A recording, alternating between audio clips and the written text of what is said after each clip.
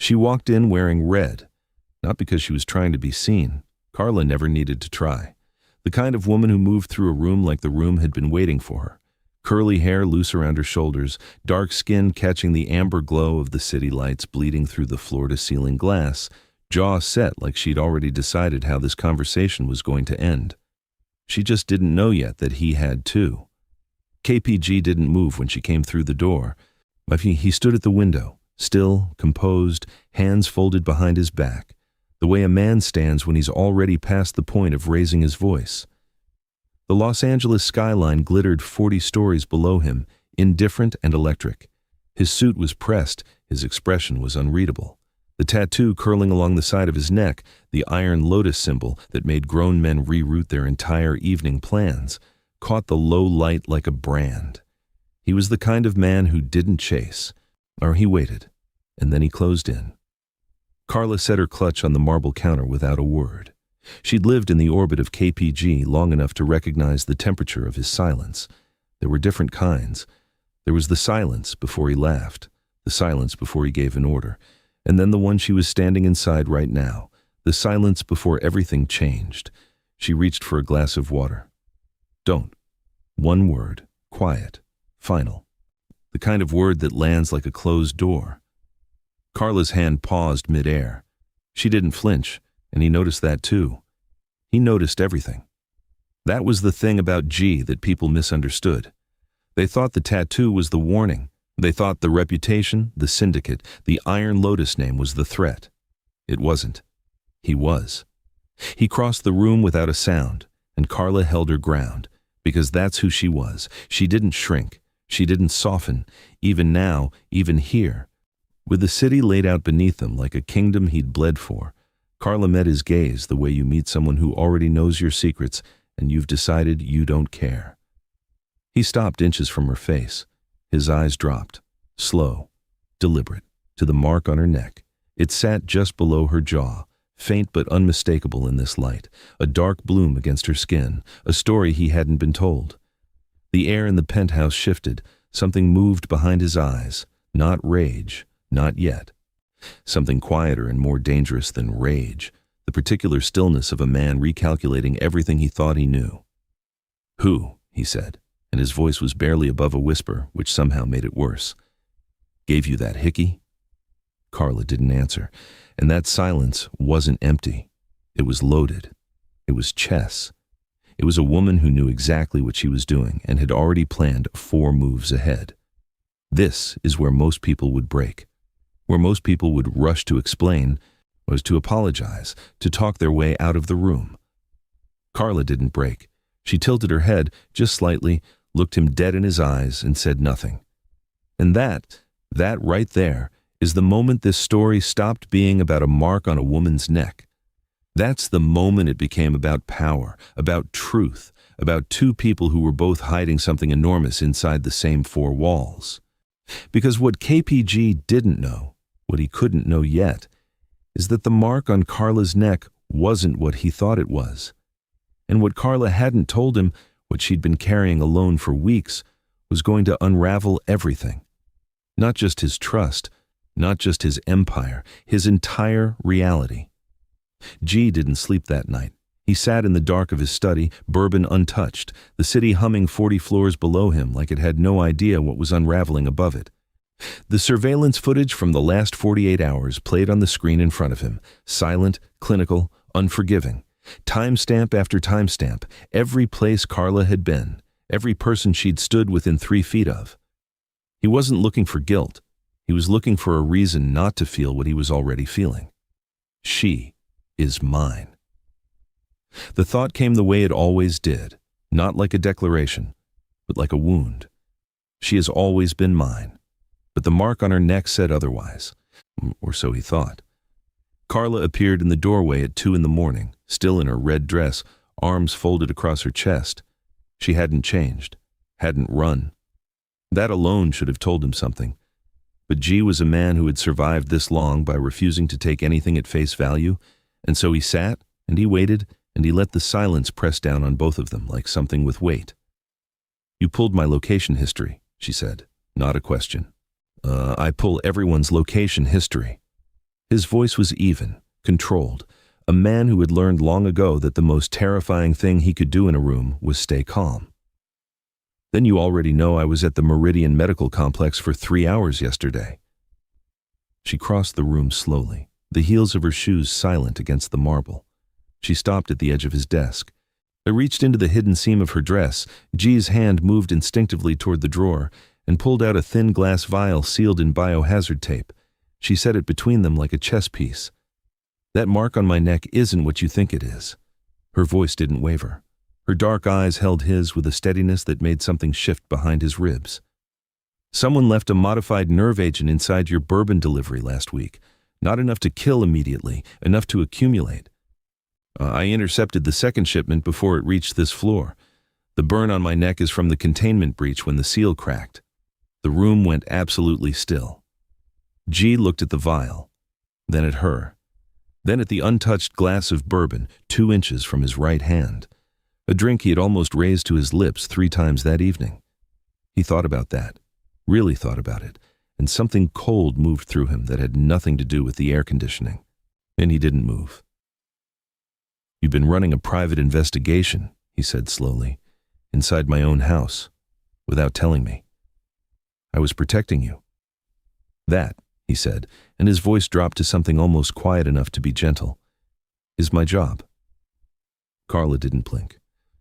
"And who protects you when you're too proud to see the threat coming?" The question landed somewhere it wasn't supposed to. He felt it, a small fracture in the architecture of his composure. He stood slowly, the way a man stands when he needs to physically reorganize himself, and walked to the window. The city sparkled below, indifferent, beautiful, rotten underneath. She saved my life. The thought arrived without ceremony. She saved my life and said nothing. Stood there while I accused her with my eyes and said nothing. While I replayed that footage looking for betrayal, she was already standing between me and the thing trying to end me. He turned back to look at her. Really look at her. The natural coils of her hair slightly undone now from the long night.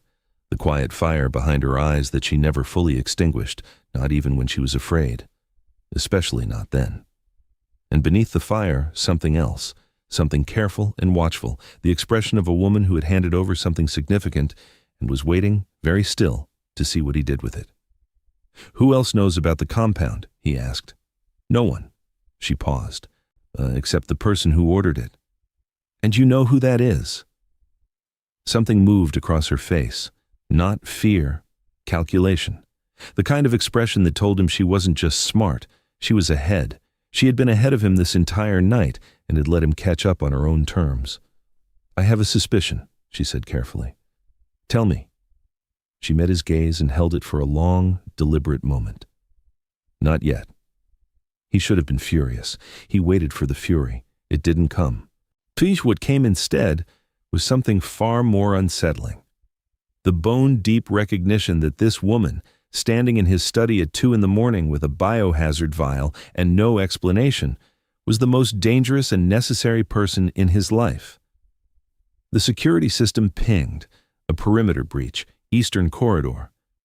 Carla picked up the vial without being asked and slipped it back into the hidden seam of her dress. "Are you going to tell me what you suspect?" G said, already moving. "Or keep letting me walk into rooms blind?" She fell into step beside him without hesitation. "That depends," she said quietly, "on whether you're ready to hear that the threat is already inside." Minho smiled like a man who had nothing to hide. That was the first thing people noticed about him, the ease of it, the way his whole face participated. He was the kind of handsome that disarmed people before he'd said a word. And he'd built an entire career inside the Iron Lotus on exactly that quality. G's right hand. His blood brother by oath, if not by blood. The man who had stood at G's back for 11 years without flinching. G had trusted him the way you trust your own instincts, which meant he had never once stopped to question whether his instincts had been managed. He found Minho in the lower-level strategy room the next morning, bent over a city grid with 2 lieutenants, and pointing at traffic corridor timestamps with a laser focus that looked, from the outside, like loyalty. G stood in the doorway and watched him for a moment before walking in. Minho looked up and the smile came right on schedule. "You're up early," Perimeter breach last night, Eastern Corridor. G dropped a thin file on the table. Someone used a maintenance override code that was decommissioned 8 months ago. Only 4 people ever had access to that code. The 2 lieutenants shifted. Minho didn't. "I'll pull the access logs," Minho said smoothly. "Already pulled them." G's eyes stayed level. "The log shows the entry was masked with a proxy sequence I've only seen used in federal containment protocols." A beat of silence. The lieutenants looked at Minho. Minho looked at G.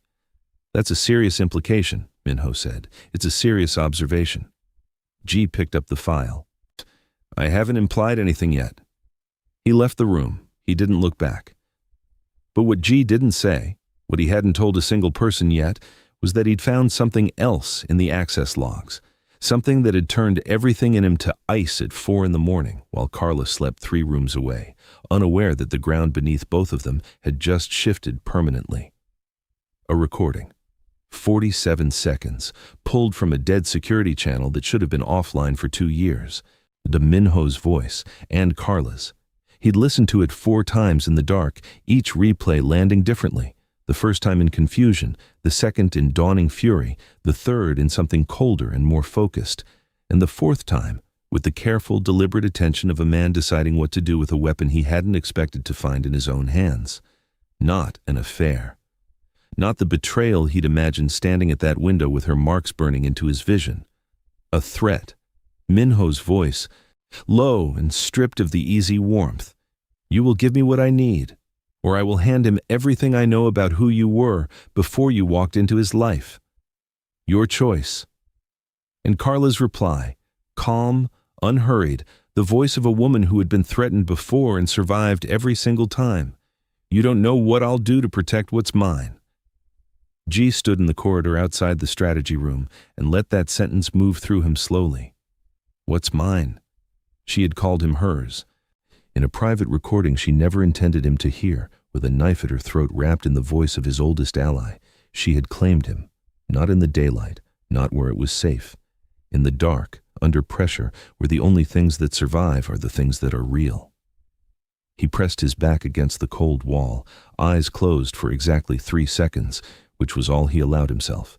Minho was FBI, or FBI adjacent. The federal proxy sequence made that undeniable now. And he had been blackmailing Carla, not romancing her, not conspiring with her, blackmailing her over something she knew, something from before, something that, if it reached G's ears through the wrong channel, could rewrite everything he thought he understood about the woman sleeping 3 rooms down the hall. He needed to know what it was, and he needed Minho to believe he didn't know any of this yet. G straightened his jacket, rolled his neck once. G put the smile back on, not Minho's easy, performative smile, but the quiet, settled expression of a man who had decided something irrevocable and was at peace with it. He walked back into the strategy room. "You're right," he told Minho. "Pull the access logs. I want a full report by tonight." Minho nodded. The smile returned, right on schedule. G smiled back. Neither of them meant it. And somewhere on a floor above them, Carla sat at the window with her tea going cold, and watching the city, carrying a secret heavy enough to collapse the distance between them or destroy it completely, and waiting, with the patience of a woman who had learned to survive, for the exact right moment to decide which one she'd allow. It rained in Los Angeles the way it rarely did, not the polite coastal drizzle that locals called rain, but a real, relentless downpour that turned the neon into bleeding watercolors and filled the gutters with last week's sins. G drove himself. But no detail, no escort, just the dark interior of the car and the rain hammering the roof like it had an argument to make. Carla sat in the passenger seat. She hadn't asked where they were going. He hadn't offered. That was its own kind of conversation. The wordless negotiation of 2 people who understood that whatever was about to happen had been building since the night she walked in wearing red and refused to explain herself. 40 minutes out of the city, was he pulled off onto a private access road and killed the engine. Rain enclosed the car like a curtain. The safe house sat ahead, low, featureless, the kind of building designed to be forgotten. "I know about the recording," he said. The silence that followed was its own kind of language. Carla's hands rested in her lap, perfectly still. She stared at the rain-blurred windshield, and G watched the side of her face, the clean line of her jaw, the slight tension at the corner of her mouth, the way she absorbed the blow without letting it move her. She was extraordinary at that, at taking the thing that would undo most people and simply holding it. He had watched her do it in rooms full of dangerous men and never fully understood, until this moment, what it had cost her every single time. "What do you want to know?" she asked. "Everything you decided I didn't need to know." She turned to look at him then. The low gray light of the storm softened nothing. It made everything more precise, the faint mark still visible at her collar, the quiet fire in her dark eyes that had been banked down tonight into something more vulnerable and more honest than he'd ever seen in her, something she was letting him see deliberately. That was what made his chest tighten, not the confession coming, but the choice she was making to give it. "My name wasn't always Carla Reeves," she said. He waited. 5 years ago, the man you dismantled, the cartel leader who controlled the eastern supply corridors before Iron Lotus took them, his name was Dominic Okafor." She paused. Her voice was steady in the way only deeply rehearsed truths can be. "He was my father." The rain filled the silence. G felt the information move through him in layers. First, the surface shock. Then, the restructuring, every interaction reorganizing itself around this fixed point. Every moment he'd wondered why she stayed. Every moment she'd protected him when she had every reason not to. He let it all move through him without speaking, because some information deserves more than an immediate reaction. Some information requires you to simply sit inside it and let it change the shape of things. "You came for me," he said finally. "Yes." "To destroy me." "Yes." Her voice didn't apologize. "That was the plan." "And now?" She looked at him with an expression he would think about for a long time afterward. Not soft, not pleading, but stripped. Honest in the way that costs something real. The kind of honesty that doesn't ask for anything back because it can't afford to. "I stayed because I chose to," she said. "Not because the plan changed, because I changed. And I need you to understand the difference." He did. But he understood it the way you understand something that mirrors your own history. Not intellectually, but in the body, in the place where the things you can't say out loud actually live. "Minho knows," he said. "Minho found the name. He doesn't know everything." She paused. "He thinks it's enough leverage to make me betray you." "Is it?" Her eyes didn't move from his. "If it were, I'd already be gone." The car held them both in a stillness that felt, for just a moment, huddled like something fragile and necessary.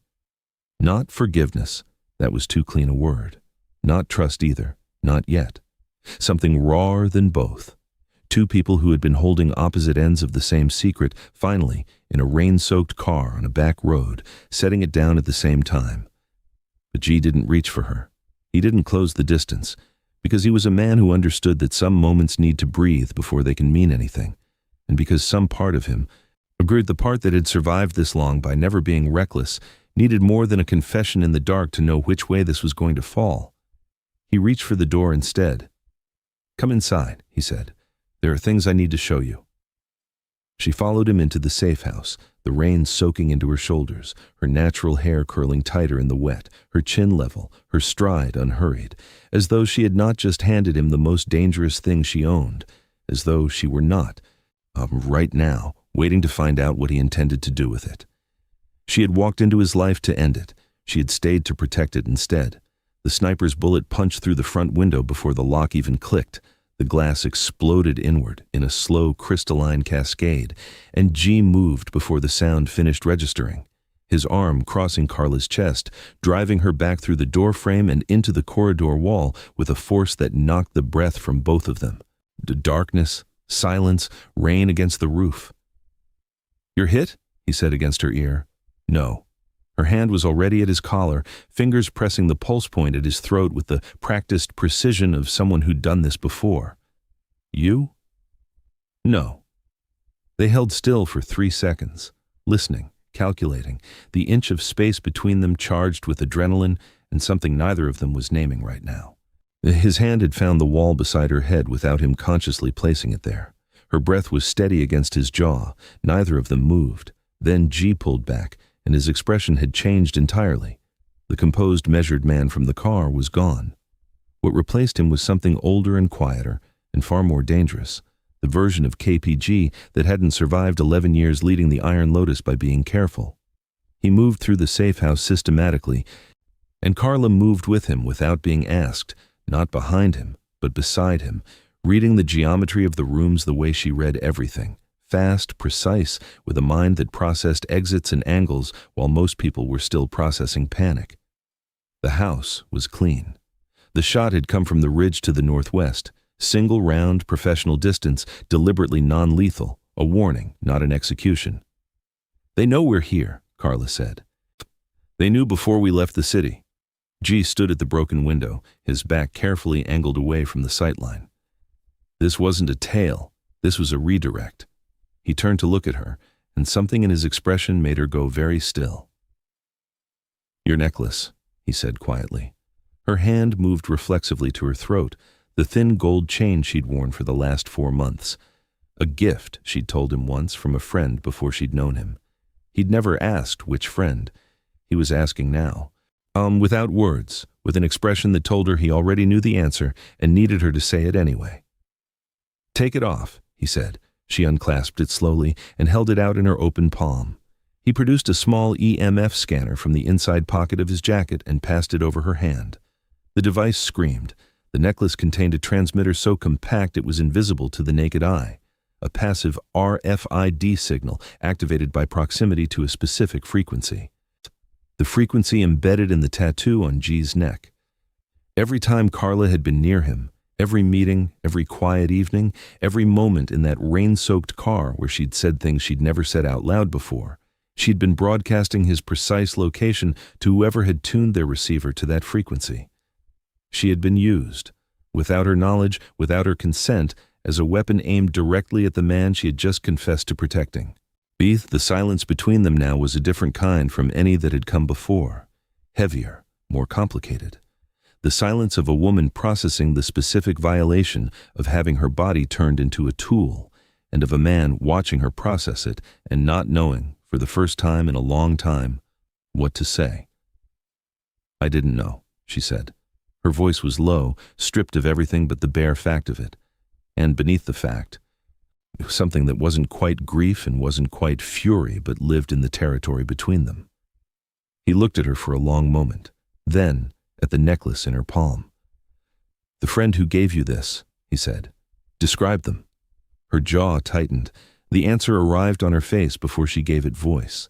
The specific expression of a woman connecting a chain of events that recontextualizes everything she thought she understood about the last 4 months. "Minho," she said. The word fell between them like a stone into deep water. Minho had given Carla the necklace. Minho, with his federal connections and his easy smile and 11 years of standing at G's back, had turned Carla into an unwitting beacon, had stood in the strategy room that morning and looked G in the eye, had let the smile come right on schedule. G took the necklace from her palm without a word.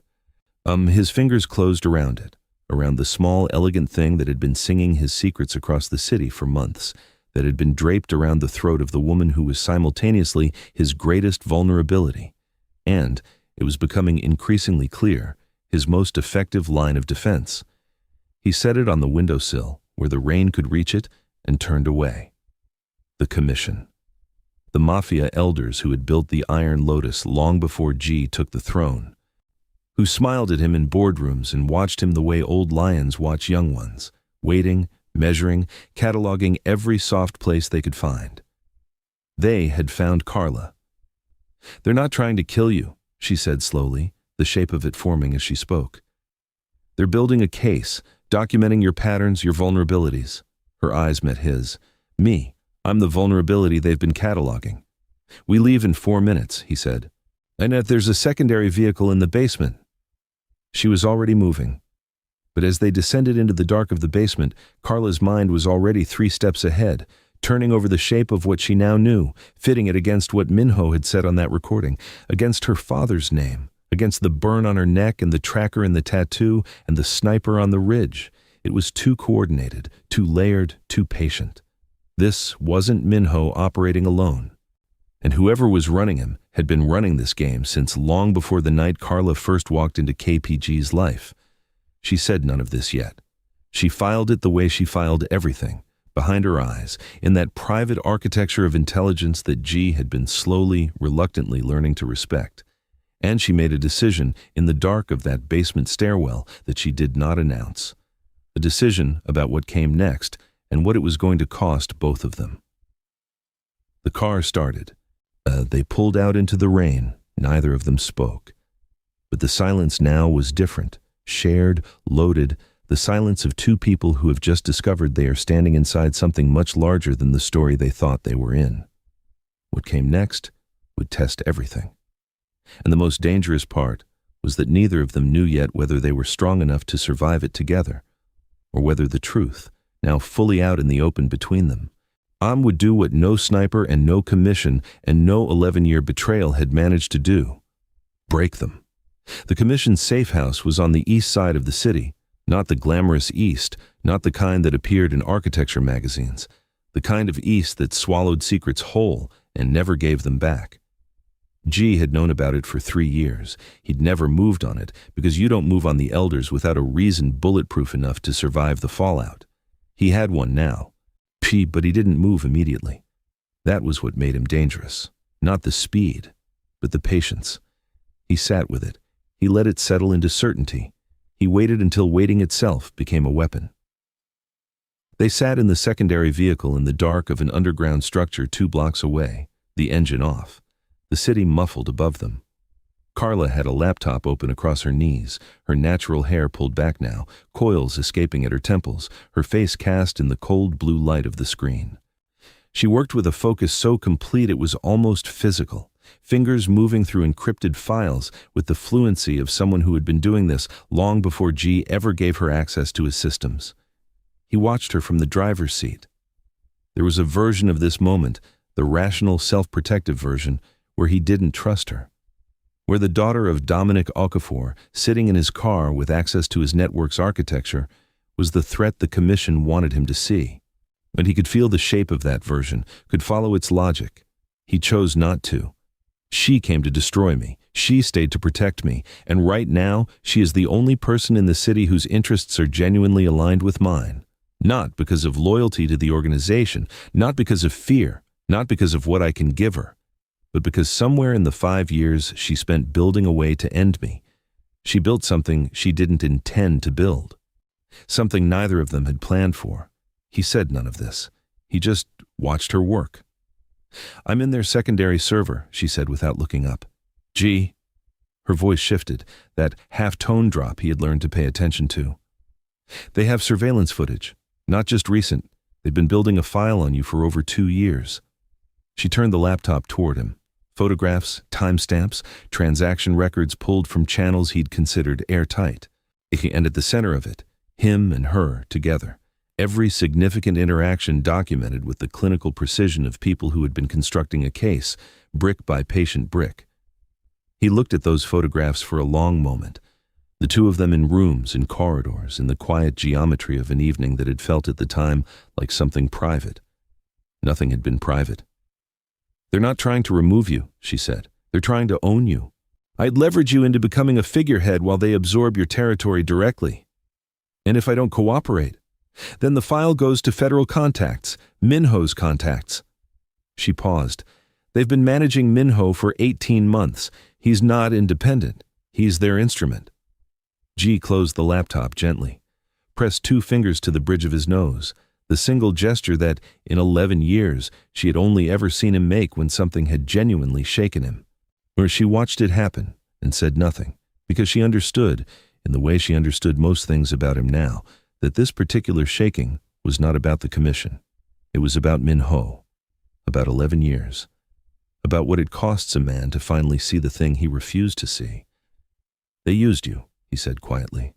"They tried to." Her voice was steady, but something moved beneath it. "They gave Minho my background as a tool.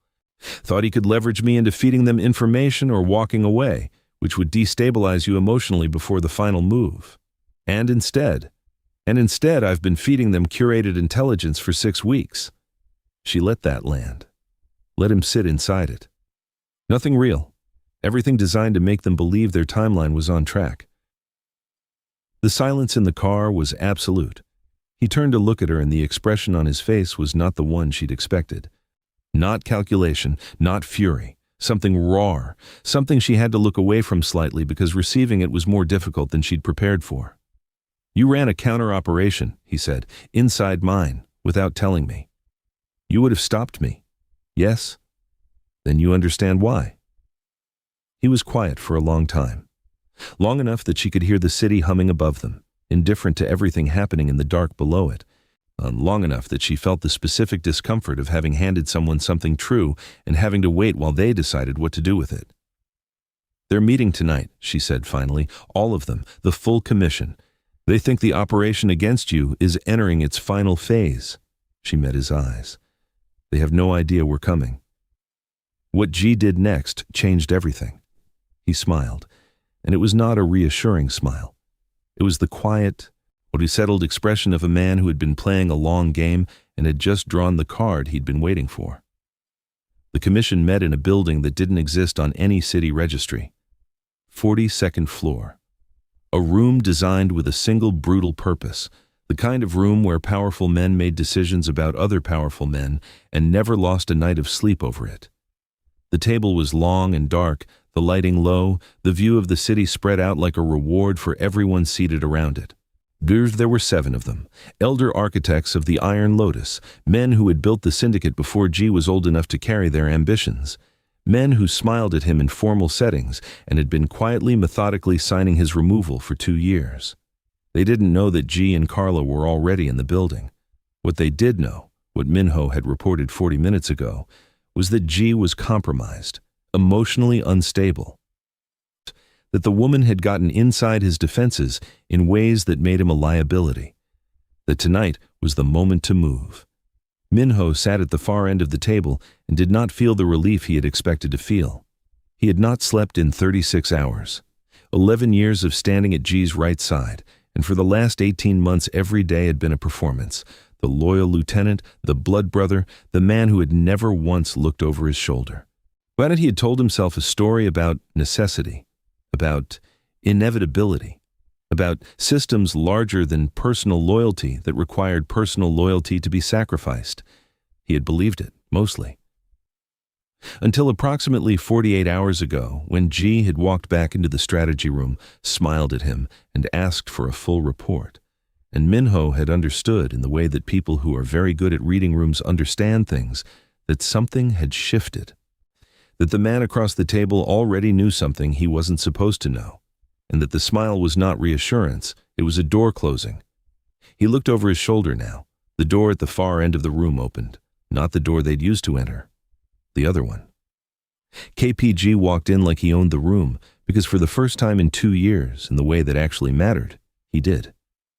The commission registered his presence in stages, confusion, then recalculation, then the collective dawning recognition that something had gone very wrong with their timeline.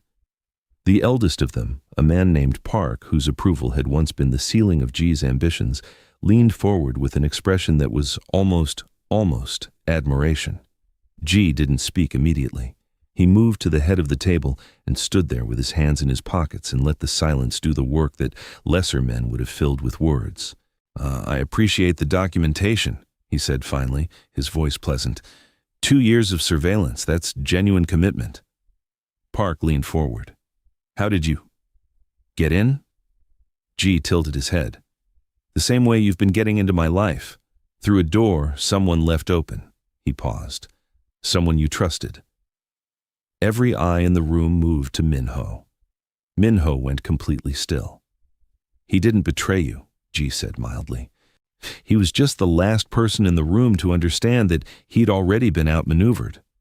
He looked at Minho with something that was not quite pity and not quite contempt, but lived in the complicated territory between. She had your number 6 weeks ago. Everything you reported to this room, every piece of intelligence you thought you were feeding them, was information she constructed for you to find. Something broke behind Minho's eyes.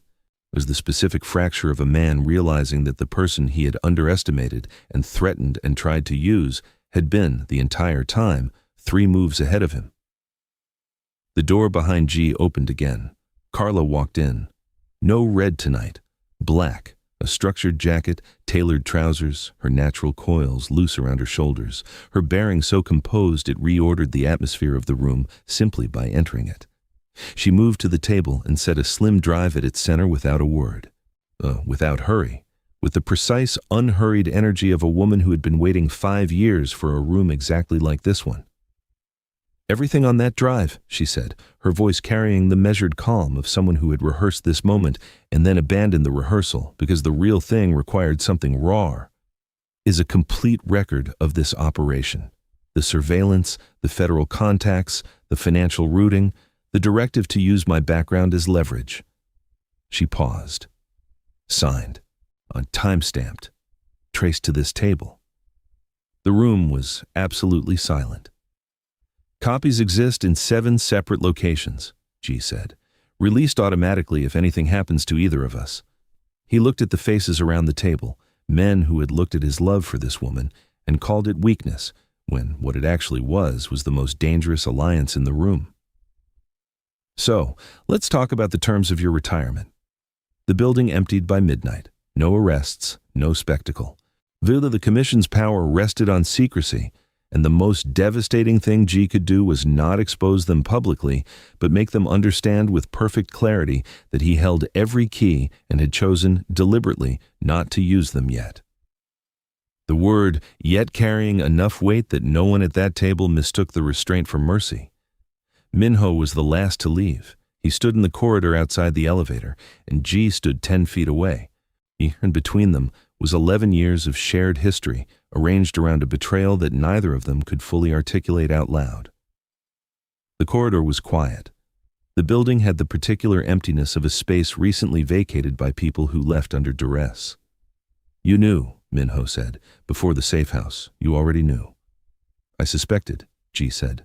The recording confirmed it. Minho was quiet for a long moment, and there was something in his expression that had nothing to do with the commission or federal operations, something older and more personal that G recognized because he had felt its mirror image in the last 48 hours. The expression of a man who had made a choice and was now required to live inside the full weight of what that choice had actually cost. "I told myself it was the job," Minho said, "that I was doing something necessary." A pause that contained a great deal. "I think I wanted to believe you were what they said you were. It would have been easier." "Easier than what?" Minho looked at him directly for the first time, then accepting that I was the thing I told myself you'd become. The elevator opened. He stepped in without looking back. G watched the doors close and stood in the empty corridor and let the weight of 11 years settle into something that had no clean name. Not grief, not relief. The particular quiet of a door closing permanently on something that was once real and cannot be recovered. He stayed there longer than was necessary. He allowed himself that. Then he went to find Carla. He found her on the roof. She stood at the railing with her back to him, the city spread out below in its full indifferent brilliance. Her natural hair moved slightly in the night wind. She had shed the jacket. In the ambient glow of the city she looked, and for the first time since he had known her, like someone who had set something down and not yet decided whether to pick it back up. There was a tiredness in her posture that was not weakness. It was the posture of someone who had been carrying a great deal for a very long time and had finally, tonight, been allowed to stop. He stood beside her. He did not touch her. He let the city fill the silence between them and waited. "It's done," she said eventually. "For now." She turned to look at him, and the expression on her face stopped him somewhere deep. Not the fire, not the armor, not the composed, unreadable surface she wore in every room with every person. Something underneath all of that, something quiet and undefended that she was allowing him to see, and both of them understood the significance of that allowing. "I owe you a truth," she said. "You've given me several tonight." "Not this one." She turned back to the city. "I could have left 8 months ago. The operation was already off the table. I'd made the decision." The city lights caught the curve of her jaw, the loose coils at her temple. I stayed because I wanted to, not for strategy, not for protection.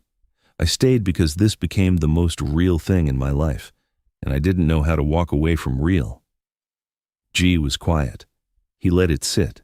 He refused to rush it because he was a man who understood that some confessions, if you receive them too quickly, feel like they haven't been fully heard, and she deserved to be fully heard. Then, slowly, deliberately, he reached out. His hand covered hers on the railing. One point of contact, nothing more. The kind of touch that contains everything it's chosen not to say. She didn't move away. She didn't lean in. She simply stayed, present on her own terms, on the way she was present in everything, and let the touch mean what it meant without reducing it to something manageable. Below them, the city carried on. The neon and the darkness layered together the way LA always was, beautiful and brutal in the same breath, indifferent to the particular wars being won and lost in the heights above it. Neither of them spoke. Neither of them needed to, but the silence now was different from every silence that had come before it. It was not loaded. It was not strategic. It was not the silence of two people managing each other in a room. It was just the two of them, on a roof, with the city below and something unfinished and necessary beginning to take shape in the space between their hands. And G, who had survived 11 years by never being reckless, stood there in the dark and felt, for the first time in longer than he could honestly account for, like he was exactly where he was supposed to be. 3 weeks later, a text arrived. G was standing at the penthouse window, the same view, the city performing its nightly ritual of light and shadow 40 stories below. The bourbon was poured this time. Untouched still, but poured, which was, for him, a form of optimism. Carla was across the room, feet tucked beneath her on the sofa, reading something on a tablet, her coils loose around her face, her expression carrying the unhurried quality it had taken on increasingly over the last 3 weeks, like a woman learning, slowly, what it felt like to exist somewhere without a secondary objective. His phone buzzed, unknown number, a single line. The marks were just the beginning. Check your own pulse. He read it twice, then he felt it, a sharp, precise sting in his left side, in the exact spot where Carla had leaned against him 20 minutes ago when she'd passed him in the kitchen. The world went very quiet. He turned to look at her slowly. She was already looking at him. The tablet was down. Her dark eyes were steady across the room, not alarmed, not guilty, watching. With the particular stillness of someone who knows the ending of a scene and is waiting for the other person to arrive at it, his hand moved to his side. His fingers found a small adhesive patch under his shirt, medical-grade transdermal delivery. He peeled it free and held it in the light. The silence stretched. "It's a cardiac stabilizer," she said, crossing the room toward him. "Slow release. Your resting heart rate has been elevated for 2 weeks. You've been under significant stress and you haven't slept properly in longer than that." She stopped in front of him and met his eyes without flinching. "I applied it when you weren't paying attention, because you would have refused it if I'd asked." He looked at the patch, then at her, then back at the patch. "You drugged me," he said. "I medicated you," she said, "without your consent, which I acknowledge, but also without which your cardiovascular system was going to become a problem before the end of the week." And the text.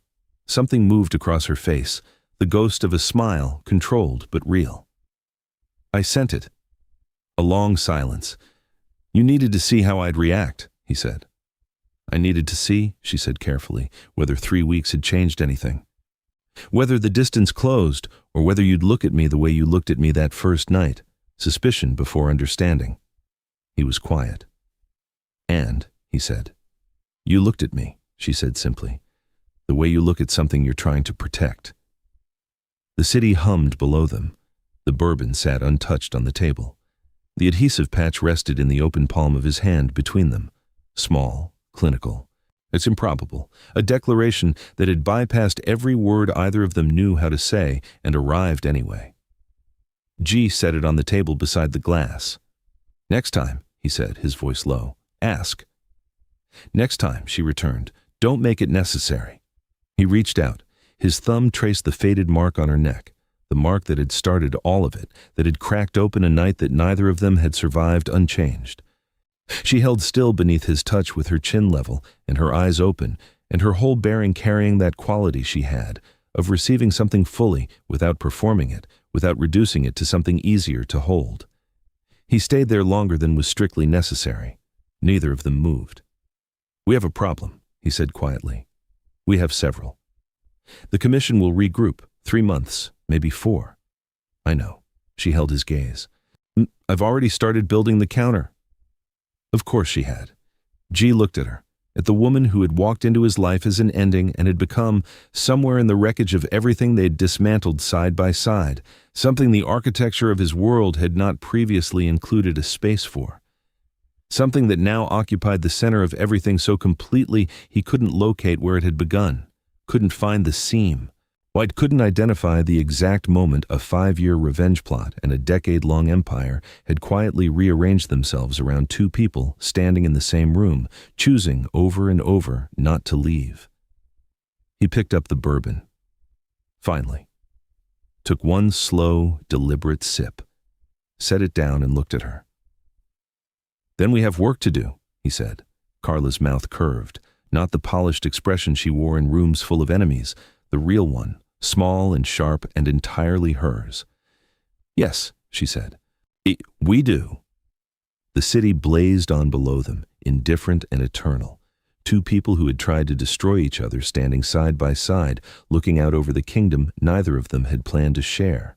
And somewhere in the dark, in the reposition, in the regrouping, in the quiet machinery of consequences not yet arrived, something was already moving toward them.